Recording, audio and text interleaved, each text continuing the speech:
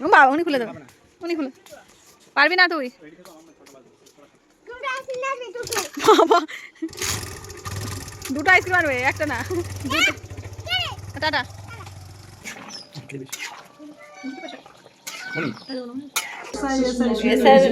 হয়নি তো, কমপ্লিট হয়ে গেছে তো, কমপ্লিট হয়নি।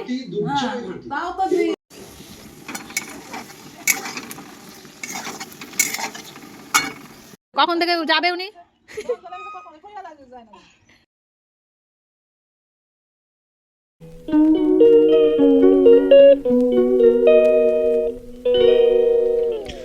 Hello everyone, good morning, welcome back to my channel. কেমন আছো তোমরা? আশা করছি ভালো আছো, সুস্থ আছো। তো আজকের ব্লগে আমরা তিনজন মিলেই শুরু করছি। দেখো ইভানের পাপা, ইভান, সবাই উঠে গেছি আমরা ঘুম থেকে। আর ইভানের স্কুল থাকলে সকাল সকাল ওঠার অভ্যাস হয়ে গেছে, এই জন্য ও বেশিক্ষণ এখন আর ঘুমায় না, তাড়াতাড়ি উঠে যায়। তো দেন ওকে ফ্রেশ করি, আমি ফ্রেশ হলাম।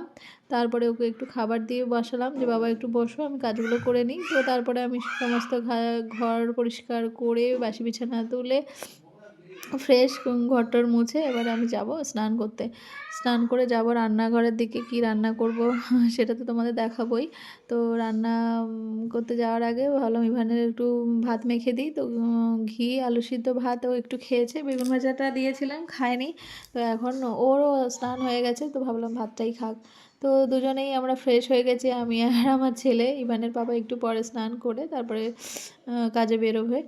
তো রান্নাঘরে এসে আগে একটু জিরা জল করে নিলাম, আর প্রচণ্ড গরম। আর এদিকে দেখো বেগুন ভাজা আর বরবটি ভাজা হয়ে গেছে। আর সকালবেলা আজকে আমরা সিদ্ধ ভাত খাবো, আর এই ভাজাভুজি দিয়েই হয়ে যাবে। আগে জিরা জলটা খেয়ে নেব, তারপরে ভাত খাবো। এখন আমি সকালবেলায় ভাত খাই, কিন্তু কি করব খেতে হয়। মানে খিদে রাখাটাও ভালো না, না খেলেও তো গ্যাস হয়ে যায়, এই কারণে। যাই হোক, দেখো আমলকি শুকাতে দিয়েছে আমার শাশুড়ি মা। ওনারও কয়েকদিন ধরে গ্যাস অম্বল খুব হচ্ছে, সেই জন্য আমলকি খায় এখন খাবারের পরে আর কি। যাই হোক, এর মধ্যেই ইভানের পাপা চলে আসলো মাংস নিয়ে। তো আজকে মাংস রান্না করব। তো এই যে দিচ্ছে, অনেকক্ষণ আগে গেছে, আসে না বলে দেরি করছিলাম। তারপরে আমরা দুজন দেখো ভাত নিয়ে এসেছি, গরম গরম ভাত, আলু সিদ্ধ, বেগুন ভাজা, বরবটি ভাজা, ডাল সমস্ত দিয়ে আমরা খাওয়া দাওয়া করলাম। করে ইভানের পাপা বেরোবে, তার ফাঁকে আমি ভাবলাম মাংসটা রান্না করে নিই। ওকে বলেছিলাম যে তুমি মাংসটা দিয়ে খেয়ে যাও, বললো না মাংস এসে খাবো, এখন মাংস দিয়ে খেতে দেরি হয়ে যাবে। আর কয়েকটা সলিড চিকেন ছিল, সেটা তো আমরা কেউই সলিড চিকেন ভালোবাসি না। এই জন্য মাকে বললাম মা একটু চালের গুঁড়ো একটু বেসন দাও, আমি পকোড়া টাইপের বানিয়ে দিই। তো এই যে এই এরকম পকোড়া টাইপের বানালাম, একটু ধনেপাতা দিলাম, বেশ ভালো লাগছিলো, মচমচ করছিলো গরম ভাতের সাথে। শীতকাল তো এগুলো ভালোই লাগে খেতে। তো মাকে গরম গরম 2 পিস দিলাম, মা বললো খুব ভালো হয়েছে। আর ইভানকে দিয়েছিলাম, ও ঠাকুমার থেকে একটু একটু করে খেয়েছে, ও আর খায়নি। আর এই যে আমার রান্না প্রায় কমপ্লিট। আর এই যে এখন ইভানের বাবা বের হবে আর কি।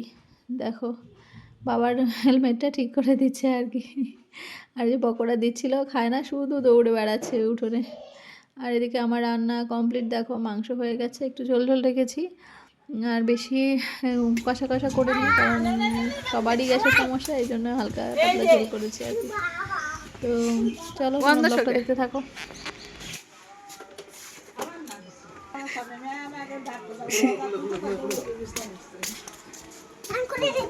বাবা উনি খুলে দেবে, উনি খুলে পারবি না তুই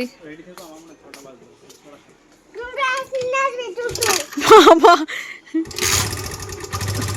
দুটো আইসক্রিম আনবে, একটা না। টাটা, দাদাকে দাও, তাড়াতাড়ি যা। ওই দিকে দেখ, ওই দিকে, ওই দিকে। এটা কে? এই কে কি করেছে রে? তুই করলি? হ্যাঁ, বমি করেছিস?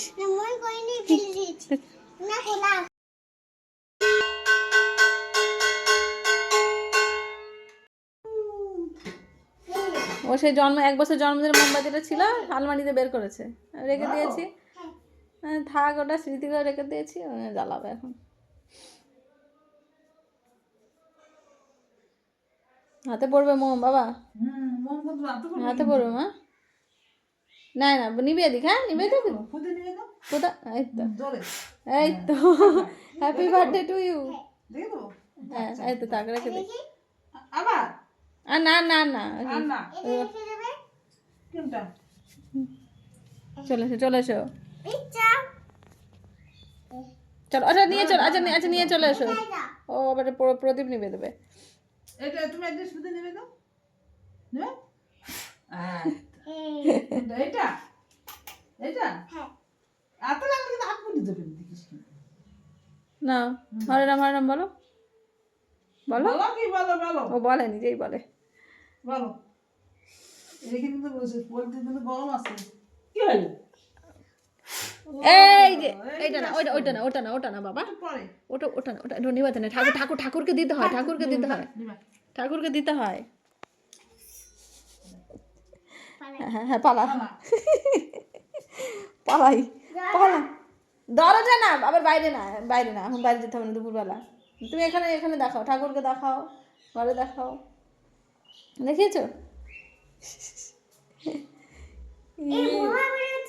হ্যাঁ ধোঁয়া বেরোচ্ছে ধোঁয়া দিতে হয় ঘরের মধ্যে ধোঁয়া দিতে হয় দাও এই তো দাও বলো হরে রাম হরে কৃষ্ণ বলো কি সুন্দর বলো তো সন্ধ্যা দাও আবার যায় নিবাতে নেই আগুন নিবাতে নেই হাতে হবে না এখন না পরে এখন বুঝতে ফুল দিলে নেবে আগে জোরে বাপরে দম ভরে ফুদিচ্ছে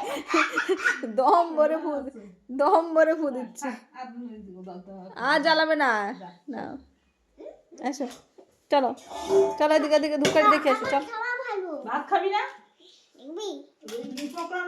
হ্যাঁ পকোড়া ভাত খাবি ভাত দাও ভাত খাবে না ভাত খাবে ডাল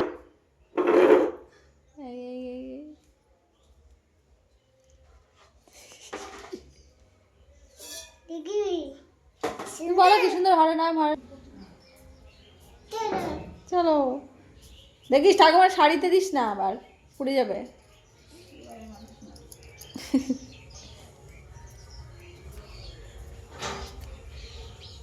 নেবে না তুলসী তলা দিয়ে এসে যাও তুলসী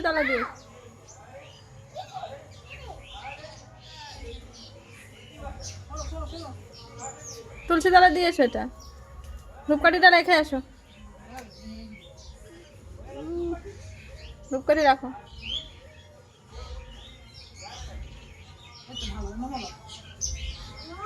হ্যাঁ ওরে বাবা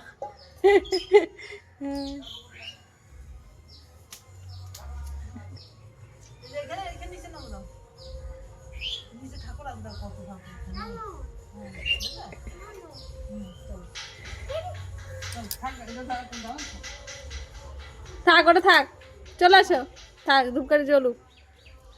উপরে গিয়ে আমি স্নান করে নিলাম স্নান করার পর ও তো বলছে নিচে যাব মা নিচে এসে ঠাকুমার সঙ্গে অনেকক্ষণ দুষ্টুমি করলো। তারপরে এই যে আমরা শাশুড়ি বৌমা খাবার নিয়ে চলে এসেছি আমরা খাবো। টেবিলটা একটু ছোট হয়ে গেছে খাবারের পদ বেশি হয়ে গেছে যাই হোক বড় টেবিল আছে আমাদের বড় টেবিলে খাওয়া দাওয়া করা হয় না জানোই তো আমরা থাকি না এখন এর কারণেই তো ছোটো টেবিলটায় মা খাওয়া দাওয়া করে তো এখানেই আমি আর মা বসে পড়েছি খাবার খেতে। আর ইভানের জন্য ওই সেই চিকেন পকোড়াটা দিয়েছে ওকে বলছে একটু করে খাচ্ছে না মা টিভি দেখে আর ভাত খায় এই টেবিলে আর আমিও আজকে সঙ্গ দিয়েছি আর কি। আর আমি বাড়িতে থাকলে দুজনে মিলে ওই টেবিলটায় ভাত খাই একসঙ্গে বসে আর কি। যাই হোক খাওয়া দাওয়া করলাম খাওয়া দাওয়া করার পর এই যে সন্ধ্যাবেলা রেডি হলাম ইভান রেডি হলো আমিও রেডি হয়ে গেছি আজকে তো আমাদের যেতে হবে।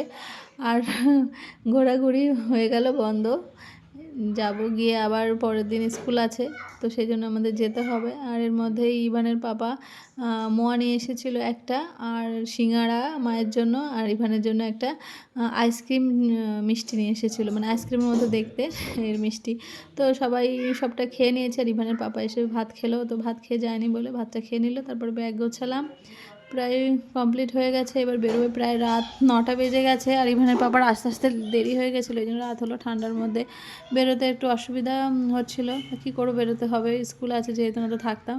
তো চলো বাড়িতে চলে এসেছি আজকের ব্লগটা এখানেই এন্ড করছি তোমরা ভালো থেকো সুস্থ থেকো টাটা গুড নাইট।